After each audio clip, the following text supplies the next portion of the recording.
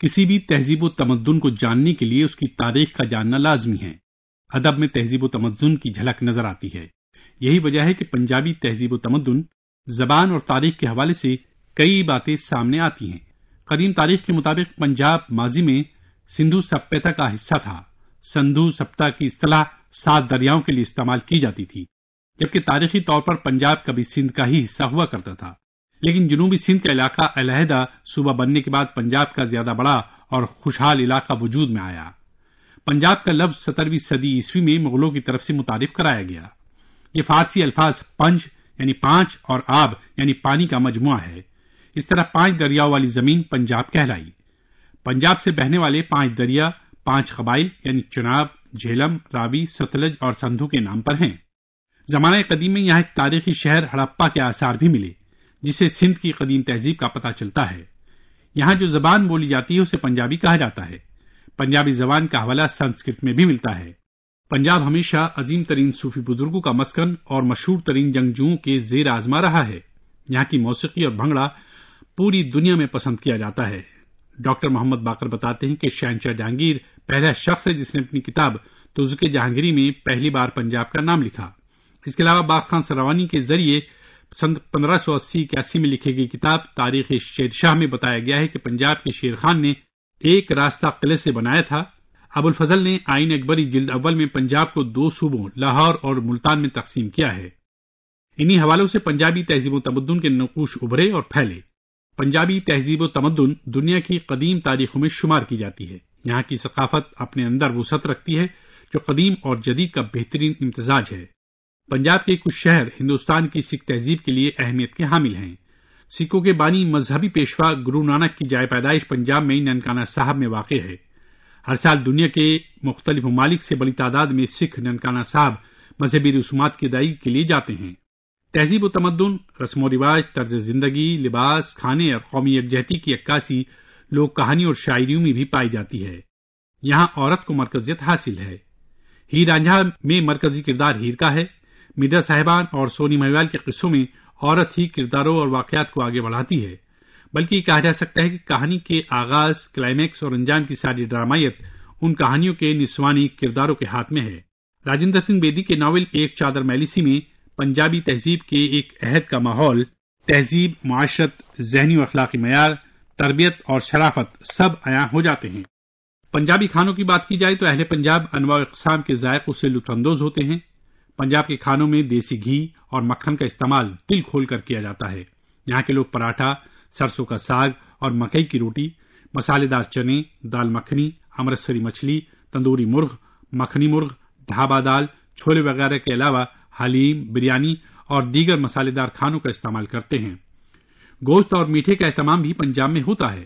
وہ اپنے مہمانوں کی زردہ، گلاب جامن، کھیر، جلیبی، لیموں کے شربت اور پکوڑے اور سموسے سے ضیافت کرتے ہیں۔ گرمیوں میں لسی، دودھ، سوڈا، آلو بخارے کا شربت اور لیموں کا شربت استعمال کرتے ہیں۔ پنجابی تہذیب و تمدن کی بات ہو اور ذکر پنجابی روایتی لباس کا نہ کیا جائے تو ناانصافی ہوگی۔ موجودہ کرتا روایتی کرتے کی شکل ہے جس میں دونوں پہلوؤں پر جیبیں ہوتی ہیں۔ یہ بھی مردوں کی بنسبت عورتیں زیادہ پہنتی ہیں۔ اسے جمع اور پنجابی انگرکھے کے ساتھ بھی پہنا جاتا ہے، جبکہ کرتا شلوار، ستھن، تہبند، لنگی، دھوتی، پنجابی گھگھرا اور اب جینس کے ساتھ بھی مقبول پہناوا ہے۔ ملتانی شلوار کو بھی خوب پسند کیا جاتا ہے۔ ملتانی شلوار کو عام طور پر گھیر والی شلوار کہا جاتا ہے۔ یہ پہننے میں بھاری ہوتی ہے۔ ملتانی شلوار سندھی پہناوے کی کنچھا سے مماثلت رکھتی ہے۔ یہ دونوں انداز عراق کے 7ویں صدی کے ایک پہناوے سے ماخوذ ہیں۔ ملتانی شلوار کھلی، پھیلاؤ میں زیادہ اور پنجابی ستھن کی طرز پر پہنی جاتی ہے۔ اس کے ساتھ پنجابی قمیض اور چولا زیب تن کیا جاتا ہے۔ پنجابی کپڑوں میں گھگھرا کو بہت مقبولیت حاصل ہے۔ پنجابی سوٹ کی روایت سے قبل گھگھرا پنجاب کی خواتین میں مقبول لباس تھا۔ اس کی روایت گنڈا ٹکا تہذیب جو گپتا عہد سے ملتی ہے۔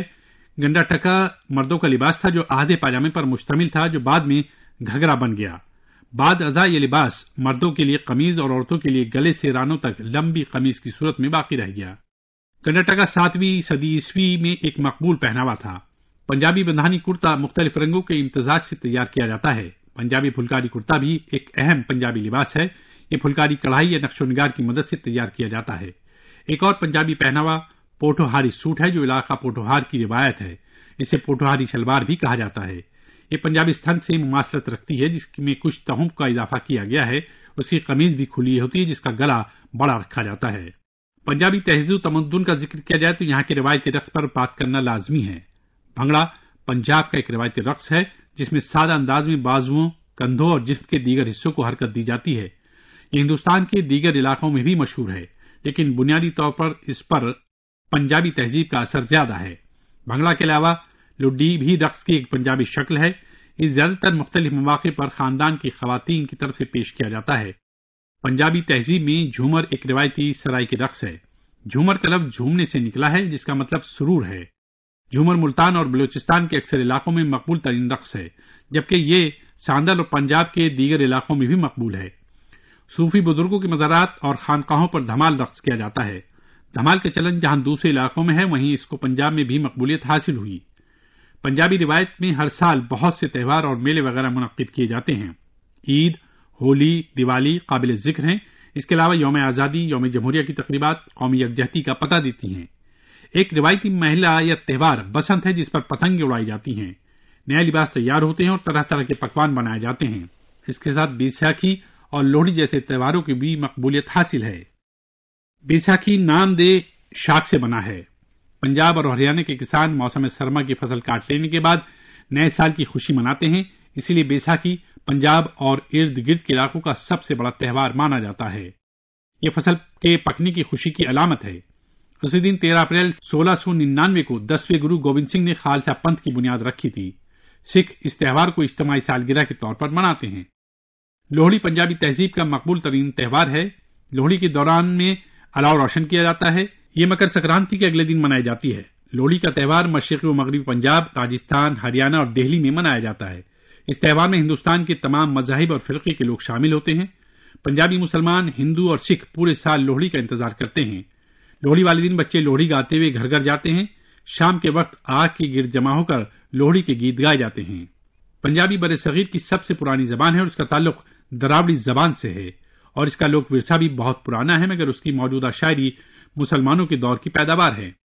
مسلمانوں نے اس کو آگے بڑھایا اور پروان چڑھایا. پنجابی کے بہت سے شاعر گزرے ہیں جنہوں نے اپنی ذاتی صلاحیتوں سے کام لے کر پنجابی کو بام عروج پر پہنچا دیا. پنجابی زبان کے اہم شعراء میں بابا فرید، سلطان باہو، بلے شاہ، خواجہ فرید، پیر وارث شاہ قابل ذکر ہیں.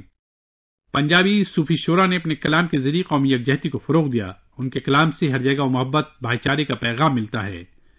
پنجابی کے بڑے شاعر بابا فرید گنج شکر ہیں.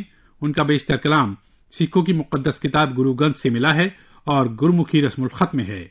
پنجابی تہذیب و تمدن کا ہم تہواروں، کھانوں، لباس اور قومی یکجہتی کے تناظر میں جائزہ لیتے ہیں تو یہ تہذیب پنجاب کے مختلف علاقوں اور برصغیر سمیت عالمی سطح پر ہزاروں رنگ سموئے ہوئے ہے، جو جدید اور قدیم دور کے حسین امتزاج کے ساتھ قومی یکجہتی کے جذبے سے سرشار ہے.